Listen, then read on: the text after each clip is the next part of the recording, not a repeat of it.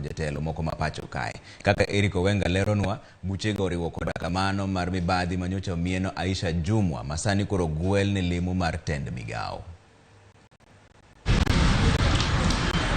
Chenro mar kedo gi mibadhi en achiel kuom mago ma jo-Kenya okawo mapek mokalo. Tinende apis mar jomin buche ma otele gi Nurdin Haji nokawo okang' mar kwayo ni owit oko buche moko adek ma apise mar osebedo kaluwo motudore gi mibadhi. Aisha Jumwa mane en jaod bura ma Malindi noyudo fuong'o tok ogai mar jomin wach ng'ado mar wito oko bura mane luwore mar yako omenda maromo milion 19 ya agulu mar CDF. Aisha Jumwa bende rito mondo obi ogoye kogno gi od bura mamalo tok wale lemo mar jatend migao mochung' ne jotij piny owacho bende rakore gi bura mar nek e doho. E sechego bende mane en gavana ma Samburu Moses Kulal bende biro buonjo tok Nurdin chwalo paro mar gole e tol mar achiedh nade mar mibadhi maromo milion 8.7 bura mane omake gi jomamoko 10. Kulal itiyo gi mibadhi ni kambi mare ne odonjore e tudruok moko mag omenda e yo makare e kind higa mar 2013 nyaka 2018. Fuong'ruok ma kamano bende biro samoro nyalo yudo Ben Chuma en jatatije ka kambi mar Kenya Power.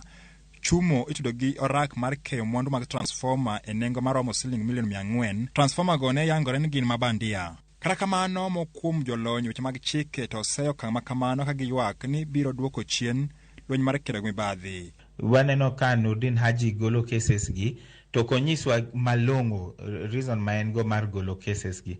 Mano miyo oganda piny nyalo paro ni to en picture moro marach nikech nyiso jopiny ni power ma Nurdin Haji omi en power ma Nurdin Haji ne tiyo go marach.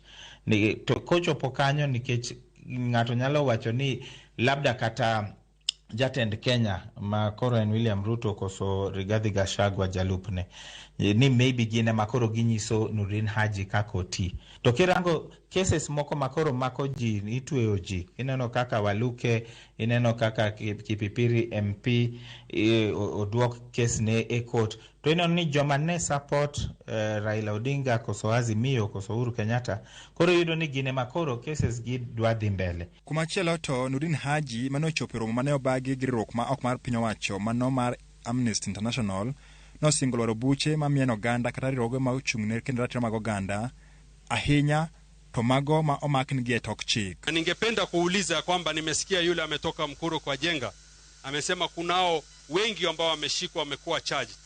Ikiwa tunaweza kupewa sisi kama ODPP tutaondoa hizo macharges na tutahakikisha hawakupelekwa kotini. Kwa ajili hiyo sio sawa. Ikiwa wanafanya kazi zao lazima wafanye kazi zao kama inavyostahili. Eriko Wenga, Ramogi TV, Nairobi. Doho koro golo chik matamo duol mochung' ne ndiko jotich piny owacho dhi nyime gi lando thuolo mag lemo mag jolup jotend migao kata chief cabinet secretaries. Riwruok mar okinde mapacho kaendi ma LSK ne oringo dhi e doho mar kwedo okang' mar chuogo kendo lemo no mayande ochaki e bwo telo mar Jubilee. Doho mamalo koro otamo PSC lando thuolo go nyaka chop winj kendo gol ng'eto e wi ng'ur ma ochwal gi LSK. Duolno mar PSC ne oriko selando thuolo mag tije lemo no mar jalup jatend migepe. Duolno bende nolando ni jogo madwaro lemo go kendo mochopo kar dwaro mag lemo go nyaka koro chwal kwayo margi ma ok okadho tarik 27 mar dweni mar 10.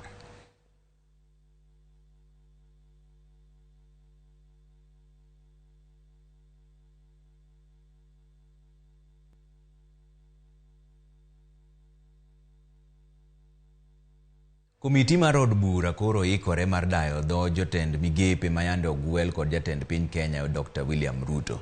Ma biro bang' ka komiti mar od bura marango chenro mar ndiko e tich e lemo mar piny owacho opedhi ne spika mar od bura. Mamalo mane ochwe kom kod jalup mar Speaker Gladys Sholei. I do agree with you that it's important for members to understand the criteria. Jatend kweth mathoth od bura Kimani chungo pedho nyinge ma owal ne kamiti marango kendo nono jotend migepe ne lemo mag piny owacho kendo ka otene kod chik matayo od bura. Honorable Speaker, members are also aware that they must go through vetting, and the committee then that is charged with that responsibility to consider these nominees for appointment as cabinet secretaries is this committee, and therefore it's quite a very important committee that is set out also in our Constitution, Honorable Speaker. This is done pursuant to under Article 152, Sub-Article 2, and Honorable Speaker, if you allow me to read that the President shall nominate and with the approval of the National Assembly appoint cabinet secretaries. Moko kuom nyinge ma owal ne kamiti marango kendo ndiko jotije piny owacho kendo dhi nono jotend migepe okelo kanyakla ja od bura ma Belgut Nelson Koech, ja od bura ma Nyeri County Rahab Washira, nyawadgi Masaku Dido Ali Raso kod mano Matharaka George Getonga, lemono ma bende ne opodne David Gekari Manakuru East kod nyawadgi ma Kwanza Ferdinand Wanyonyi kanyakla kod Emma Samairi mano Mateso South jok mane apgi olwaro ting'o ja od bura ma North Menti Abdul Rahim mano Masuna East Junet Mohamed kod nyawadgi Masaboti Kaleba Misi, ja od bura ma Matungulu Stephen Mule, nyiwodhe Abdi Shurie, mano Masamburu West na Isula Lesuda kanyakla kod David Kosing ma West Pokot. Lisno bedene lor kod Mishi Mboko Malikoni. Kamitino chano bedruok ne jok mogwel lemogo kendo walo gini apisi. Kata kamano Speaker Moses Wetangula biro chuo kom kaka jakome kinde dayo dhok mag jotend migepe wach mano sir kod jotend kweth manoke od bura Opiyo Wandayi. The appointment of this committee is obviously a matter which is in line with the Constitution and Article 152, Article 2. It is this House that has got the power and mandate to approve the appointment of those who have been nominated by the President to serve as cabinet secretaries. Again, of course, this is buttressed by our own standing order number 45. Jatend piny Kenya William Ruto nyocha osepedho nyim od bura nyinge ji 24 ma nyocha owal ne lemo mag jotend migepe. Chik dwaro ni jo od bura opwodhi kata kwedi listono mar jotend migepe thuolo mar ndalo 28 kochakore gi odiechieng' mane milome ochope od bura. Honorable members, this house stands adjourned. Walter Nyambaga, Ramogi TV, Nairobi. Kwa dhi mbele ni jatend riwruok mar Azimio la Umoja One Kenya Raila Odinga osingo dhi nyime siemo wang' piny owacho mondo chop singo mane oketo ahinya to kotenore kod ngima mamedo redore ne jopiny. Raila nowacho ni ok obi dok chien kendo oikore mar neno ni piny owacho luwo para. Odinga ne oloso kinde mane ochiwo omenda maromo 20,000 ne jobodaboda ma Huruma kaka yoro jolo gi kuom nyiewo mauta kaluwore kod ngima matek makoro sani nitiere. Moko kuom jobodaboda go oseyo piny owacho kuom rem chopo singo mane giketo ni kinde kampein mar duoko piny nengo mar ngima.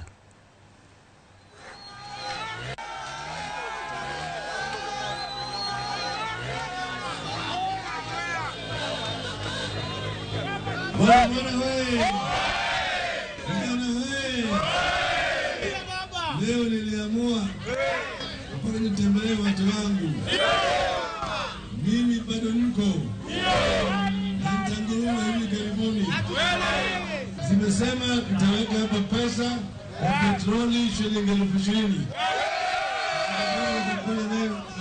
Petroli hapa. Sawa? Kalure gi Raila Amolo Odinga timonwa e sirikal matek mar bottom up ni. An gi mor sirikal kan donjo no wuono ni duokno bech mafuta piny. Odonjo kod ka bech mafuta idho, maisa bendo idho. Mafuta oketna mar 400 kokadho kuom Raila Amolo Odinga. Nikech odiochieng' ako mafuta mar 700 ta end up na lo siling 700 no. Koro ago hand lal. Koro kawuono oketna mafuta mar 400 ang'ena nayudo gimoro maber madok got. Kalure gi gima Raila otimo kaka Raila osechung' gi jopiny. Ago erokamano kuom timo na jo boda boda. An kaka andi ohala. Lakini gima timo na jo boda boda en gima mora nikech oneno kama maisha gima nilando ne jopiny en mana yo mar donje telo. To tok donje telo wijo wili gi jo boda boda gi jo biashara. Jokanyo mag aput mane oyier kod jatend piny Kenya William Ruto mar nono lai mar somo mar CBC koro kwa mondo ne ni giketo dwach nyithi skul mbele. Mae ne oyangore romo ma okuongo mar aput no mane oyuor kod jalup jatend piny Kenya Rigathi Gachagua e boma ma Nairobi kae ndie. Judith Omondi nigi lero mar wachni. Romo mokwongo mar aput mane opuodhi mar rango chenro mag somo ochakore ayanga e boma ma Nairobi. Romoni madhi bedo kuom thuolo mar ndalo adek ne oyaw kod jalup jatend piny Kenya Rigathi Gachagua mane osingo ni apudno ok chan rucho oko chenro mag lai manyien mar somo. Makmana nigi chano timo lokruoge mabiro tieko ng'ur ma osebedo koluro sekta no mar somo ahinya to kotudore kod CBC. CBC is not being repealed. What this good team is doing is to look at it, get the views of stakeholders and the people of Kenya to keep and improve what is good and to address challenges of where there could be weaknesses for our children. Kane oloso e romono, jatend migawo mar somo George Magoha okwayo apudno mondo mi oket jopuonjre lai manyime e kinde ma gitimo nonrogi to kata ka gigolo paro mar lokruok e weche somo. It is better to focus on the child. And my first charge to the members of the committee is that for whatever decisions that you are going to make, the constant shall be the child. And if you do so, Your Excellency, this very eminent presidential working party will succeed. Go into the unknown, get results, analyze them, and take them to him. Don't start from an answered point of view, where now you are working from what you want to bring to him. Jokanyo mag migawo mar somo mag mbalariany bende ne ochwalo kwayo ne apudno. Weche mathoth moriwo chako chenro motelo ne donjo mar jopuonjre mag grade mar 6 e mbalariany e higa mar 2029. In the next 6 years or so, this pioneer class will be transiting to the university in 2029. So we have a window of 6 years to 7 years to review the curriculum, to train and empower and build the capacity of the academic staff to be able to deliver this CBC. Jokanyo mar apudno mane opuodhi osingo mar tiyo kod jokanyo mag somo duto e yudo duoko makare. We want to assure the country that the working party plans to visit and to vigorously engage stakeholders and the key players and experts within all the 47 counties. This is so that we can collect the views of all stakeholders, but most important, members of the public. Aputman kod thuolo mar dweche 6 kende to golo duoko ewi chenro mag somo ma pacho kae. Koro kwa mondo ket jopuonjre duto e lai mambele e kinde ma gitwak ewi chenro mag somo ma pacho ka ahinya te wi lai manyien mar somo mar CBC. Judith Omondi, Ramogi TV, Nairobi. Kapod odong' mana weche mag somo kanyo ni jatend migawo mar somo George Magoha okwayo piny owacho kokalo kuom aput manoyier kod jatend piny Kenya William Ruto mondo olos chenro makare mabiro reso mbalariany ma pacho kaendi. Magoha mane oloso e romo mokwongo mar apudno marango weche somo ne okoni mbalariany ma pacho kae osebedo kod midhiero mathoth ahinya to mana mag weche mag omenda ma okoni oserocho chenro mag somo e mbalariany go kabisa. Universities are dying because they are underfunded and they are thoroughly fragmented. My third charge to this committee is to look at universities without prejudice. Remove the politician, remove the fake experts, because you cannot be an expert if you don't belong to the university system. What is it that is ailing our country? What do we want to remember President Ruto for as far as the university sector is concerned? And I can talk with full authority because this is where my strength is. We have people asking for universities to be created for political reasons. People who don't even know what a university is. Aya ni kwa Ramogi wadhi e yuyo moro machuok kapod waduogo kata pod wan weche manyien mang'eny ma pod wabiro kelo iri ka kik idhi mabor ahinya.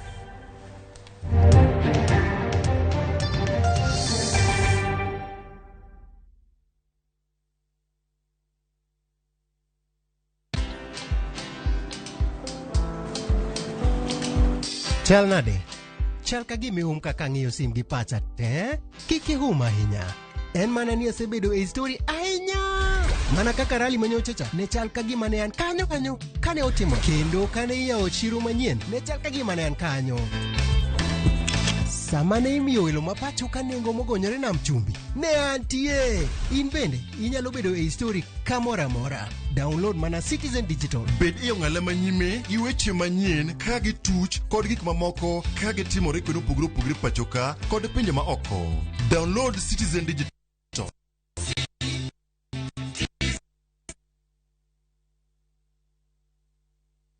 No matter what you're going through, when the clock strikes the hour, you have to chin up and do your thing. It is people who make you a celebrity. You see them on TV, online, and listen to them on radio.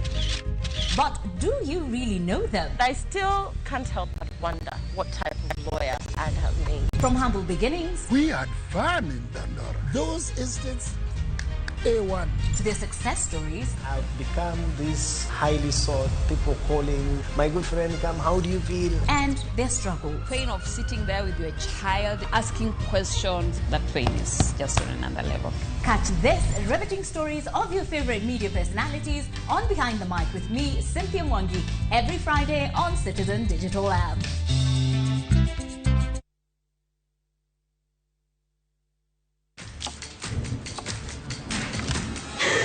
Have doodles taken over your home?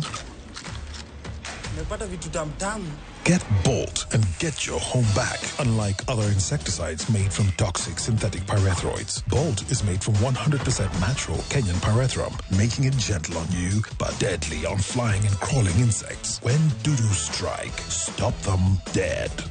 Get Bolt insecticide today. Wakenya wengi wanaendelea kushiriki na kushinda $300,000 kwenye Shabiki Major Leagues Jackpot. Kwa majina ni Helen toka Western na nimeshinda, na naambia tu hao wengine wenyewe wanashiriki nayo watashinda. George Dongo kutoka Katanga, na mimi nilikuwa nimecheza Major League Jackpot.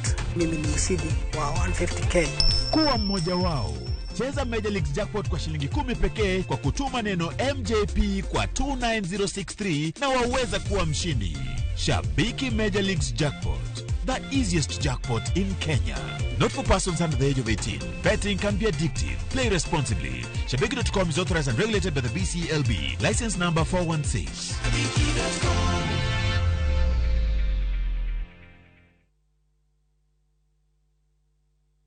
Collect fare kwa boda au matatu ukitumia ViewPay cashless na uqualify for bima ya 100,000 shillings pamoja na medical cover ya 20k na permanent disability cover ya 100k kwa 5 bob pekee. Dial *236# today to start using ViewPay cashless.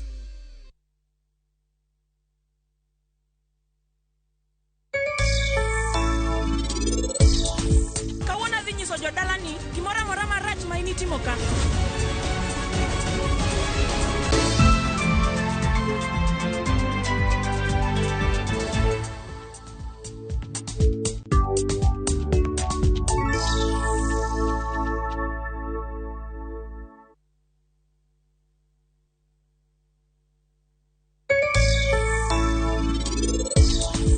Oganda mar jakambani giluonge ni Zoo kata mana Mbazi en gima kawo dweche 8 mano eko chako nyak to onyalo dhi nyaka higa 1.5 ya mar game bodu para keno udera wudo lo kelo bawo to chwege bawo kelo koth chwege mbwa joramogi game rahuma game andare piny madhako minyiedho gi oro kendo inyiedho e chwiri. Deal ni deal. Dial *334#. Ebu tuma za lashes. Unajamina poverty. Tume social distance. Make chaguo smarter on voice, data, and now on Airtel Money. Airtel, the most affordable network.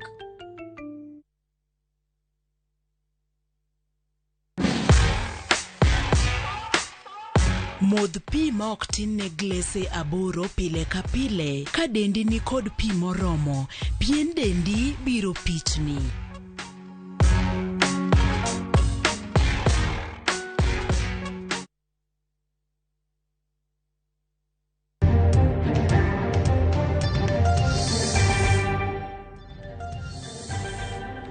Nyero kwa mano nyikwa Ramogi kuom kete Ramogi TV kaendi chenro mar marang'ich welo pod dhi mbele magi weche manyien ma wan godo. Od bura mar kaunti ma Siaya koro chuogo jotelo madhi tayo chenro mag od burano. Andrikas Odongo Oduor ema oyier kaka jalup speaker mar od burano ka MCA ma Ugunja Edwin Martin ema dhi bedo jatend kweth MCAs mathoth. Buka Ngesa ma en MCA ma North Uyoma ema dhi bedo jago oporo e od burano. Jotelo go moyiere od bura ma Siaya osingore ni gibiro tiyo makare ne jopiny kaluwore gi chik mantiere.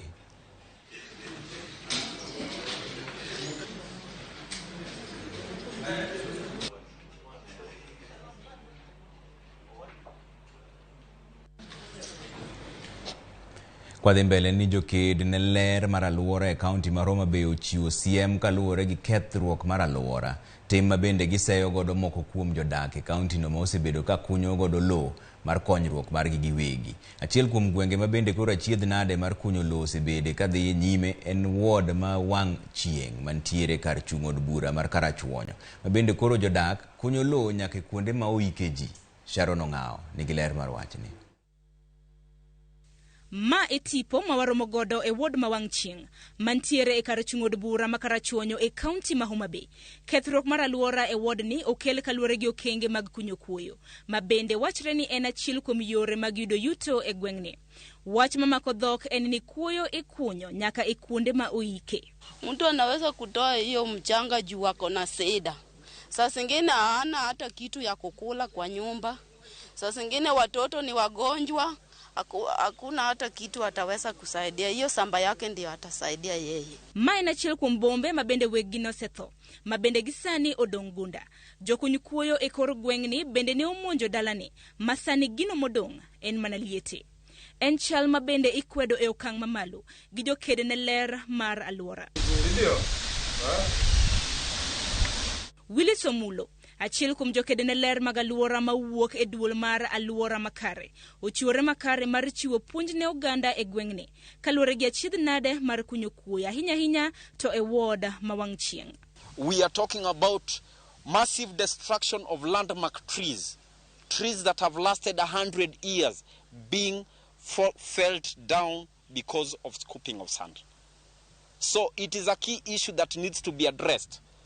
If the government can't put right structures to address this, then we are talking about many hundreds of people who are going to be totally displaced. There has been displacement and there has been risk of loss of lives of both humans and animals. This is a story that is attracting a global attention. It is a very rare one in our country and in our region here, and we call out on the community and the local leadership to hold hands with the county government of Homa Bay to help reverse the status of Rachuonyo North Sub-County. En wach mabende osemono joked ne aluora e kaunti ma Homa Bay bedo gi kwe ka koro kwayo makende ma joked ne aluora jiwo godo jopiny en ni mondo gichung timbe maketho aluora magidakie mondo gibed gi ngima makare e kinde thuolo mabiro. Sharon Ong'ao, Ramogi TV.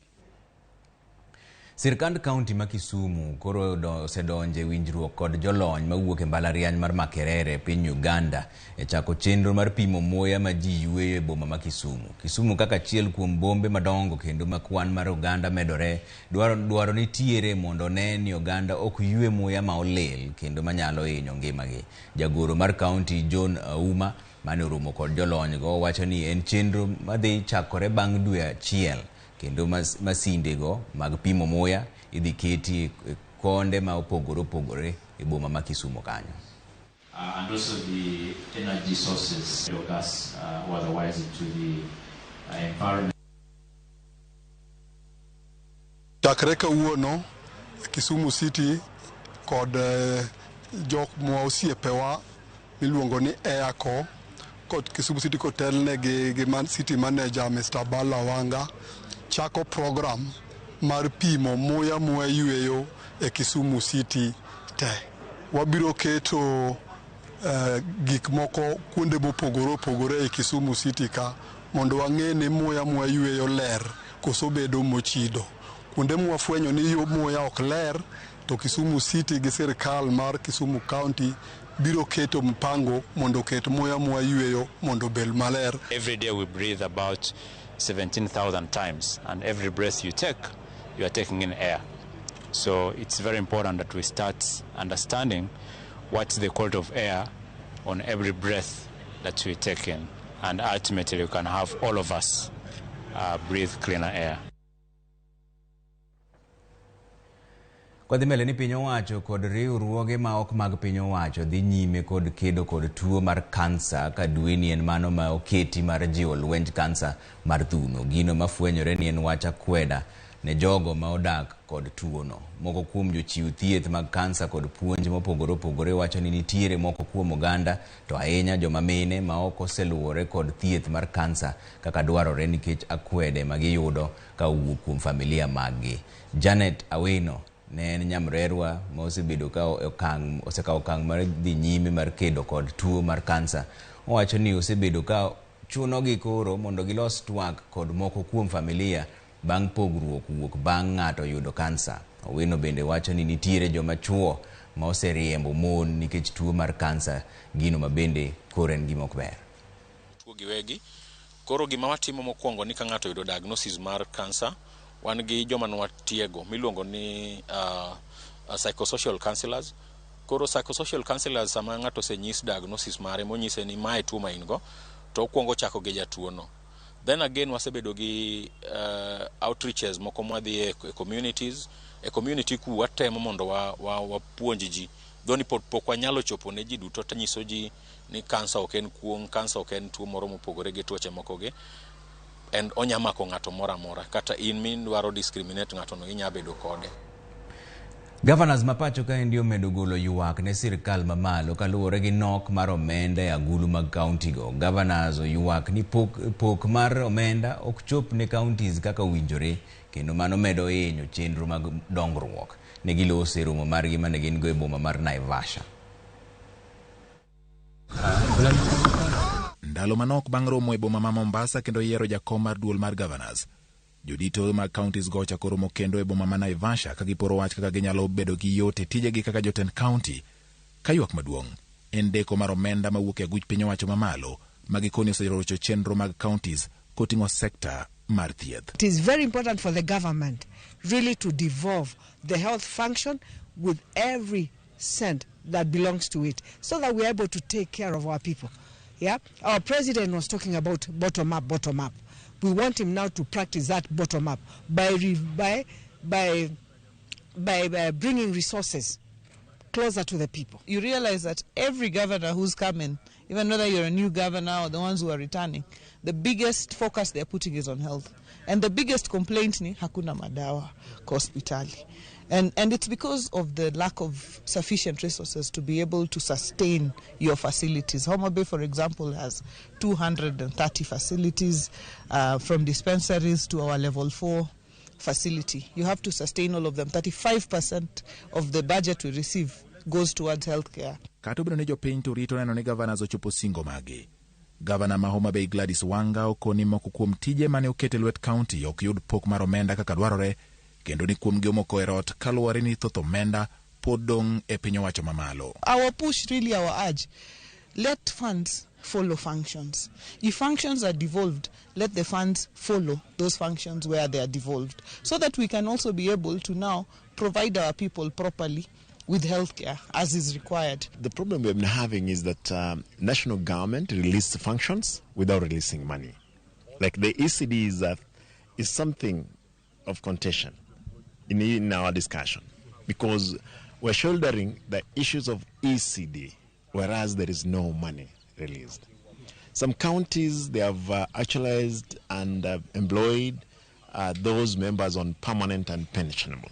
Most of like my county, it has not, because we don't have funds to commit to them. E kinde romono, jakom mar duol mar governors kendo governor mar county ma Kirinyaga Anne Waiguru ojiwo mondo kik hang ne governors wache wi kaka gitiyo kod omenda kodwaro mondo nonro tim makare poni to nitie e wi kaka omenda mag counties tiyo. What is written in the book, that is what goes into the newspapers. Is there a way that we can be a little bit more factual in the way we report or we write the audit query, so that you ask the question about the amount of money, not the entire budget sum, while you're asking just about one specific item. Kaka ndalo 100 mane jotelo mane oyier osingo ni lokruok biro chako neno e gwengegi koro medo ng'adore.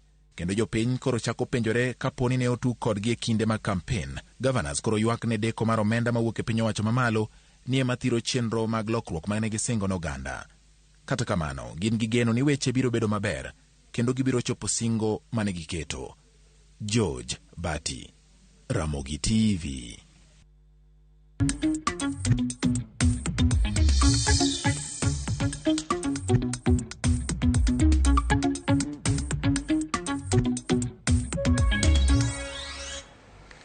Hai wadonja ne weche mag ohala ni duol mochung' ne choko osuru e pacho kaendi men Kenya Revenue Authority koro biro chuno ni ochok siling tara 3 ka ochopo giko higani.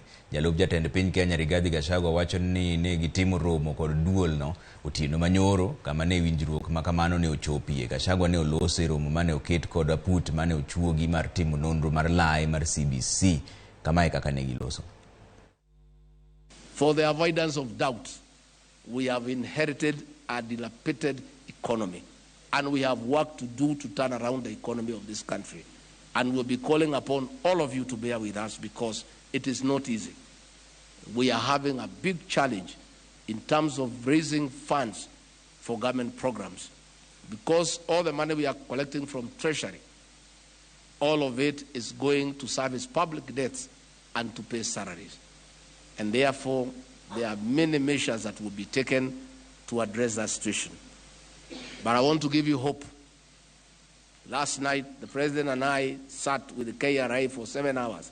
We parted at midnight to agree on how we collect more revenue so that we can collect about 3 trillion shillings by the end of the year to be able to fund our current and development budget. So don't give up. All is not lost.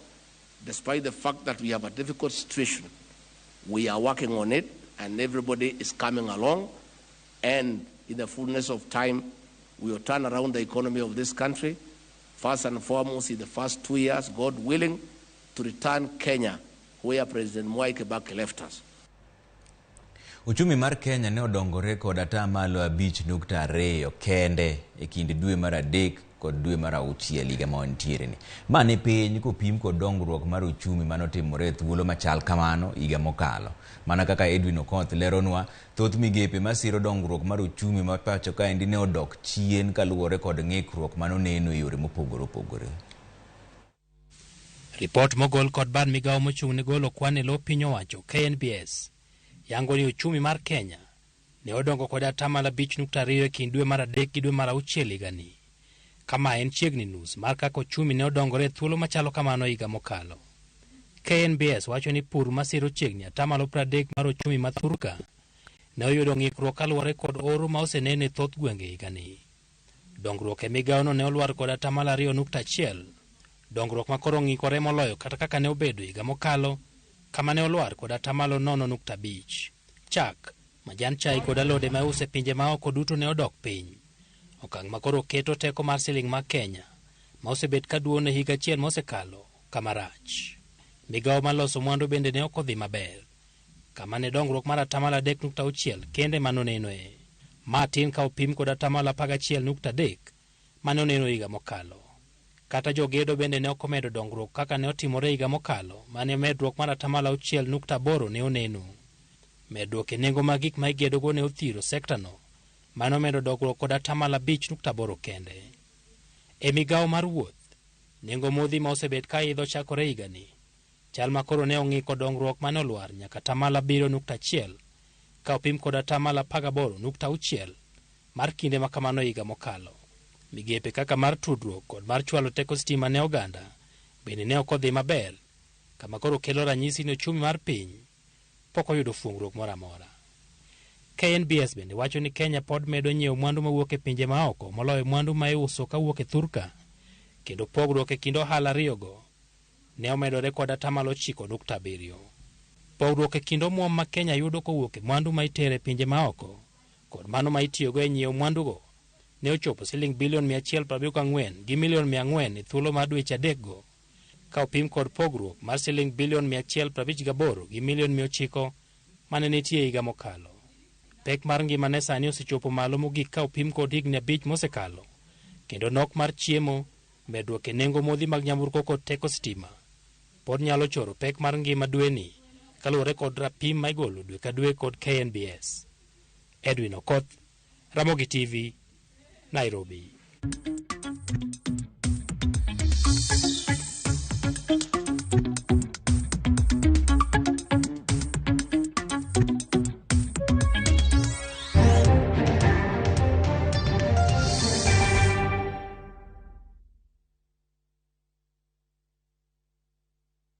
Mashabiki chungu nzima wanaendelea kushinda bonuses nonono kwa Shabiki Jackpot Mbao.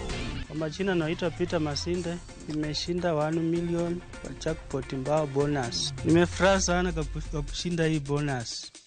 Hii pesa nitaitumia kwa kununua shamba na kulipia watoto school fees. Na wahimiza wagazi wa Busia waendelee kushiriki. Hii kitu si ya uongo, ni kitu ya ukweli. Bonuses are for 10, 11 and 12 correct predictions. Join the bonus movement. Cheza Shabiki Jackpot Mbao kwa kutuma neno SJM kwa 29063 na huenda ukajishindia zaidi ya shilingi milioni 20 kila wiki. Shabiki Jackpot Mbao, the easiest jackpot in Kenya. Not for persons under the age of 18. Betting can be addictive. Play responsibly. Shabiki.com is authorized and regulated by the BCLB. License number 416.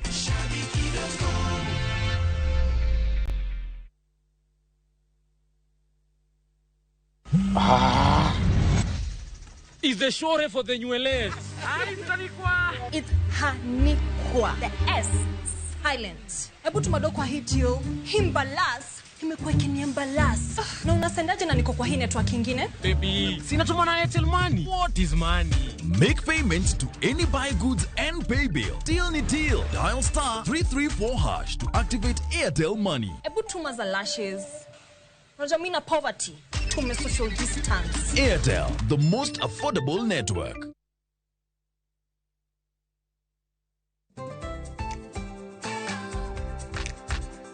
Ng'ama miyo ong'eyo ber mar tim makare kaka math mokinyi manigi ndhadhu kendo milimili kod blue band pile ka pile, opong'e gi omega 3 kod omega 6 gi teko madwarore.